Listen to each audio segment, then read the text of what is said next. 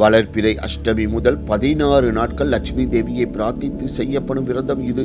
ஒவ்வொரு நாளும் பக்தியோடு விரதம் இருந்து கனகதாரா சோஸ்திரம் முதலான திருமகள் துதி பாடல்களை படித்து திருமகளை வழிபட்டு வந்தால் நம் வறுமைகள் நீங்கும், வாழ்க்கை வளம் பெறும். திருமணமாகி பல ஆண்டுகள் ஆன பின்னரும் குழந்தை பாக்கியம் இல்லாமல் பலர் இருக்கின்றனர். குழந்தை பாக்கியம் இல்லாதவர்களுக்கு குழந்தை பாக்கியம் கிடைக்க நம்முடைய முன்னோர்கள் துர்வாஷ்டமி விரதத்தை மேற்கொண்டு வந்தனர். இந்த விரதம் சந்ததியை உருவாக்குவதற்கு மட்டுமல்லாமல் சந்ததியை வளர்ப்பதற்கும் சந்ததியின் ஆரோக்கியத்திற்கும் பெரிதும் துணை புரியும். ஆவணி மாத வளர்பிறை அஷ்டமி தினத்தன்று குளித்துவிட்டு அருகம்புல் கொண்டு விநாயகரையும் சிவபெருமானையும் சேர்த்து வணங்கி பூஜை விரதத்தை தொடங்க வேண்டும்.